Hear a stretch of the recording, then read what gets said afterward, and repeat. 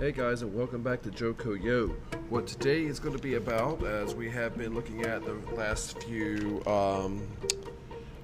episodes, it's going to be about how our towns came to be, and we're starting to round out pretty much what we can identify as a legitimate defined town. We don't have but just so many in this area or in this specific county. We have a few, but there are a couple of them that are left, and so today we're going to round out the actual places that are municipal charters or municipally chartered, communities. And today we're going to look at the following communities, or the communities of Princeton, Archer Lodge, and Four Oaks. And what a tangled web we weave. Now, we by now, and if you've been listening, know how Smithfield and Selma, Benson, Kenley, Pine Level all got their names. But, a few of them, how the names happen, they're kind of mysteries. And, when you have mysteries, and mysteries lead to myths and theories and conjectures that may or may not have any place in actuality. And a few of our places sort of qualify as such. Like Clayton, for example. Some think that Clayton is named for a senator that was not even from North Carolina. Other people say that's because of the clay dirt of the area. One of the most accepted theories is that it's named to honor a teacher.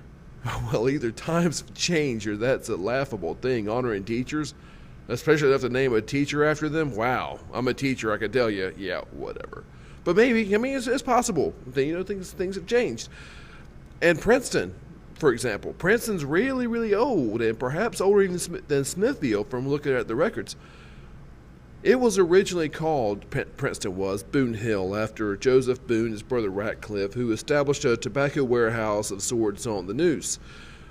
Of course, as we have seen, industry begets commerce, commerce begets transportation, transportation begets residence.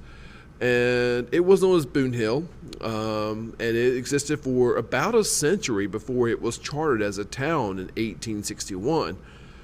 In fact, we could even see maybe even later than that. It was the second town in Johnston to receive its charter.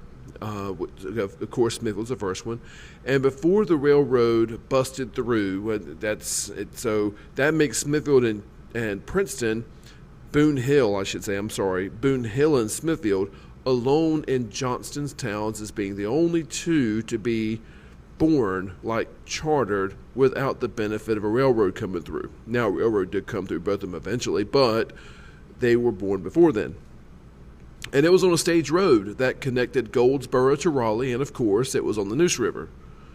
It had a livery stable for people to rent horses. That's what that means. People to rent horses on their way, if necessary, or to use locally. So Boone Hill is old, been around for a long time. So how do we get Princeton from Boone Hill? You got me. The prevailing theory, like Clayton, is one that no one is really quite certain of. It's a theory. Apparently, there's a man named Hensley, who moved to Boone Hill from New Jersey in 1863.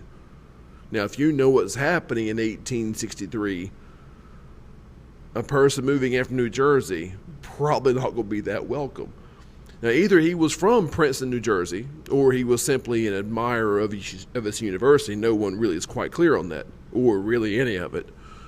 And then the question arises, how does the simple preference of one outsider, or a northerner, at that, and during the Civil War of all times, come to change the century-old name of a community? I guess when the total population of the town is 12 at the time, and he makes 13, and he thereby increases, as a result, single-handedly, the population by a tenth, well, now I guess it's not so ludicrous. I guess. Princeton it is then.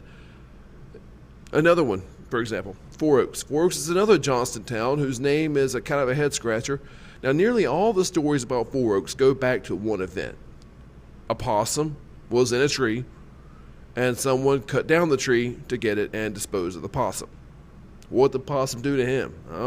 Actually, as someone that has raised chickens, possums can be pretty mean to chickens. Maybe that's what it is. But I know possum hunting was a thing, was a big thing.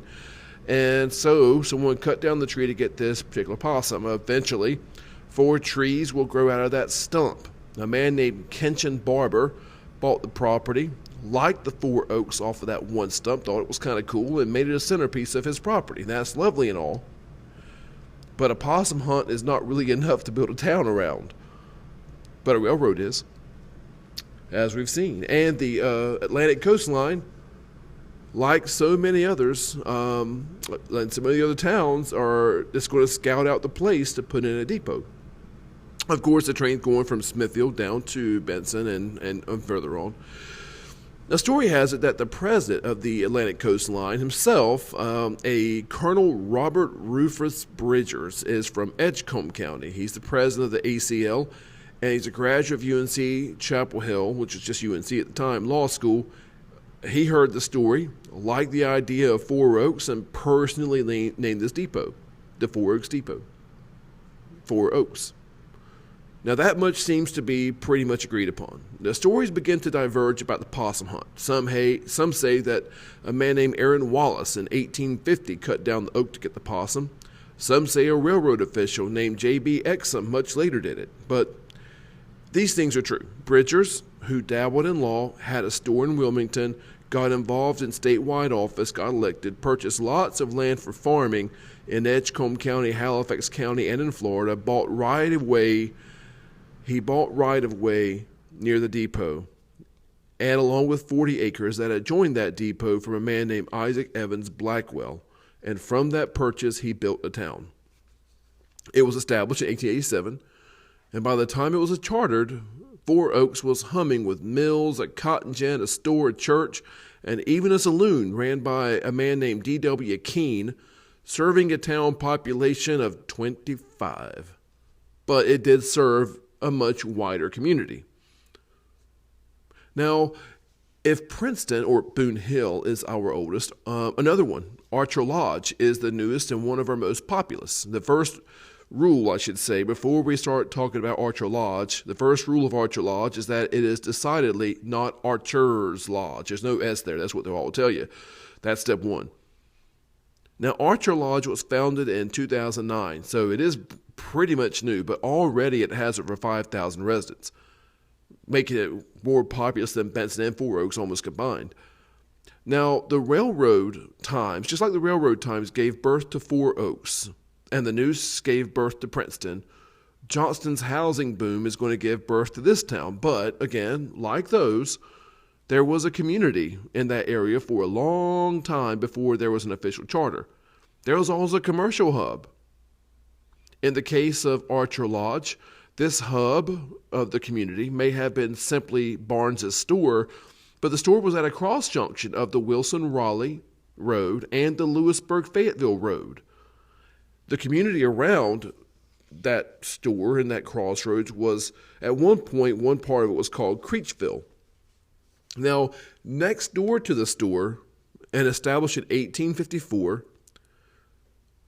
sat a Masonic lodge serving the community's Masons. It was named for its master Mason. His name is John Archer. And that building is still standing, making it one of the oldest standing Mason lodges in the state. So, if you ever wondered, Archer Lodge is not named for a bow hunting lodge, but for a Mason lodge. And that's not really so unusual. The community of Polenta, for example, in Johnston County, not too far from Cleveland, popped up around a Masonic lodge also. I mean, if we can name a town after a possum hunt, so at least, that's the story.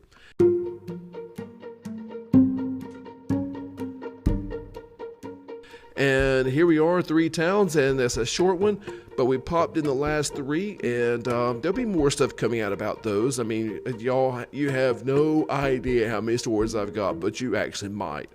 So that ends us up, rounds out our municipalities, and we get back. Next time, we're going to be talking about, hey, what about those towns that didn't quite make it?